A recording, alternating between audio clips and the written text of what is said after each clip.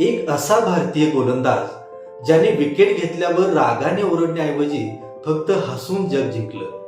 क्रिकेटच्या मैदानावर आपण अनेक आक्रमक गोलंदाज पाहिले, डोळ्यात अंगार असणारे, फलंदाजाला घाबरवणारे.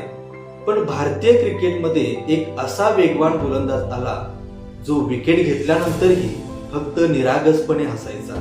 शोएब अख्तर असो वा ब्रेट ली, वेगवान गोलंदाजांची दहशत असलेल्या त्या काळातही हा खेळाडू आपल्या हसऱ्या स्वभावामुळे वेगळा ठरला आणि म्हणूनच क्रिकेट विश्वात त्याला स्माइलिंग फास्ट बॉलर म्हणून एक वेगळी ओळख मिळाली.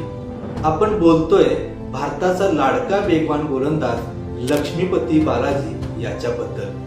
आजच्या या विशेष भागात आपण पाहणार आहोत की एक साध्या तमिळ कुटुंबातून आलेला हा मुलगा टीम इंडियाचा हसतमुख गोलंदाज कसा बनला आणि आज तो नेमकं काय करतो.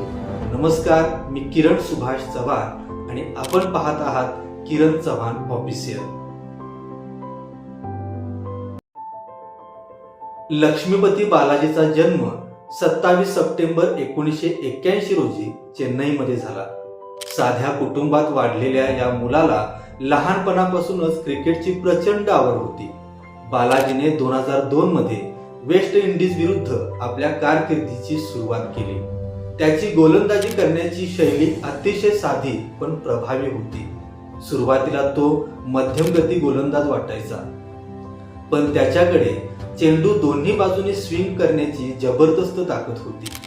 2003च्या अहमदाबाद कसोटीत त्याने न्यूझीलंड विरुद्ध पदार्पण केलं आणि तिथूनच खऱ्या अर्थाने त्याच्या नावाचा डंका वाजू लागला. पण मित्रांनो, बालाजीच्या आयुष्यात खरा टर्निंग पॉइंट अजून यायचा होता. लक्ष्मीपती बालाजीच्या आयुष्यातला सर्वात मोठा वळणबिंदू ठरला तो 2004चा भारत-पाकिस्तान दौरा. सुमारे 15 वर्षांनंतर भारतीय संघ सीमारेषेच्या पलीकडे खेळायला गेला होता. संपूर्ण जगात या मालिकेची चर्चा होती. तिथे केवळ सेहवागची ट्रिपल सेंचुरी किंवा इरफान पठाणची हॅट्रिक गाजली नाही, तर गाजलं ते बालाजीचं हास्य. शोएब अख्तर सारख्या जगातील सर्वात वेगवान गोलंदाजाला जेव्हा बालाजीने षटकार मारला तेव्हा त्याची बॅट मधूनच मोडली होती. पण त्या स्थितीतही बालाजी फक्त हसला. त्या एका हसण्याने तिथल्या स्थानिक प्रेक्षकांची मनं जिंकली. त्या काळात जगातील सर्वात वेगवान गोलंदाजापैकी एक असलेला शोएब अख्तर सुद्धा बालाजीच्या खेळाने प्रभावित झाला होता. एका मुलाखतीत त्याने बालाजीबद्दल काय सांगितलं होतं ते ऐका. Well, Balaji is one of the nightmare that of Shoaib Akhtar's life. I said, Mr. Balaji, do you know I am the fastest bowler? If that ball with that pace hits your chest, you be on spot. म्हणजेच मित्रांनो, बालाजी केवळ wickets घेत नव्हता, तर आपल्या साधेपणाने आणि हसऱ्या स्वभावाने प्रतिस्पर्धी खेळाडूंचीही मनं जिंकत होता. त्या दौऱ्यात बालाजी इतका लोकप्रिय झाला होता की तत्कालीन राष्ट्रपती परवेज मुशर्रफ यांनीही त्याच्या लढाऊ वृत्तीचं कौतुक केलं होतं.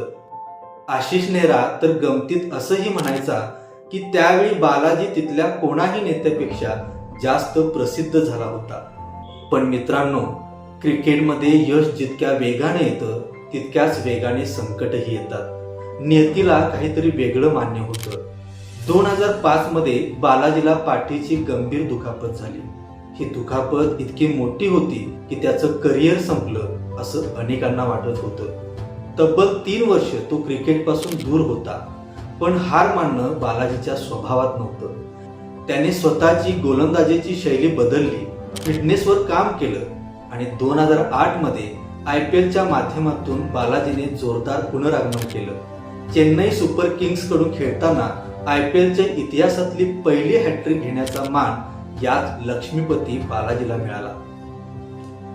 जर आपण त्याच्या कारकिर्दीच्या आकडेवारीवर नजर टाकली तर त्याची क्षमता लक्षात येते. त्याने 8 कसोटी सामन्यात 27 विकेट्स घेतल्या, 30 एकदिवसीय ODI सामन्यात 34 विकेट्स नावावर केल्या आणि IPL मध्ये तर त्याने आपली छाप सोडत 76 पेक्षा जास्त विकेट्स घेतल्या आहेत. या आकडेवारीवरून सिद्ध होतं की तो केवळ एक हसरा चेहरा नव्हता, तर भारतीय संघाचा एक हुकमी एक्का होता. याच काळात त्याच्या आयुष्यातला एक महत्वाचा अध्याय सुरू झाला चेन्नई सुपर किंग्स आणि महेंद्रसिंग धोनी. बालाजीच्या कारकिर्दीतला एक महत्वाचा दुवा म्हणजे महेंद्रसिंग धोनी. चेन्नई सुपर किंग्सच्या सुरुवातीच्या काळात धोनीचा बालाजीवर प्रचंड विश्वास होता. जेव्हा सामना अटीतटीचा असायचा किंवा शेवटच्या षटकात धावा रोखायच्या असायच्या तेव्हा धोनी डोळे झाकून चेंडू बालाजीच्या हातात सोपवायचा. धोनीच्या नेतृत्वाखाली बालाजीने केवळ विकेट्स घेतल्या नाहीत तर अनेक कठीण सामने चेन्नईला जिंकून दिले. आजही या दोघांच्या मध्ये मैत्री आणि आदर तितकाच कायम आहे. पण मित्रांनो, या सगळ्या आठवणीनंतर एक प्रश्न क्रिकेट चाहत्यांच्या मनात येतोच आणि तो म्हणजे आज लक्ष्मीपती बालाजी कुठे आहे आणि तो नेमकं काय करतो. 2016 मध्ये बालाजीने प्रथम श्रेणी क्रिकेटमधून निवृत्ती जाहीर केली, पण तो मैदानापासून दूर गेला नाही. निवृत्तीनंतर तो प्रशिक्षकाच्या भूमिकेत दिसू लागला. बरीच वर्ष तो CSK म्हणजे चेन्नई सुपर किंग्सचा बॉलिंग कोच होता. आजही तो तमिळनाडू क्रिकेट असोसिएशन मध्ये तरुण खेळाडूंना मार्गदर्शन करतोय. याशिवाय तो सध्या सेलिब्रिटी क्रिकेट लीग्स 2026 मध्ये वेल्स चेन्नई किंग्स या टीमचा मार्गदर्शक म्हणूनही सक्रिय आहे. त्याचं नेटवर्थ आज सुमारे 35 ते 45 कोटींच्या घरात आहे, पण त्याचं ते साधं राहणीमान आजही बदललेलं नाही. मित्रांनो, लक्ष्मीपती बालाजीकडून एक गोष्ट शिकण्यासारखी आहे. परिस्थिती कितीही कठीण असो, तुमच्या जिद्दीच्या जोरावर तुम्ही उभं राहू शकता आणि तेही चेहऱ्यावर हसू ठेवून.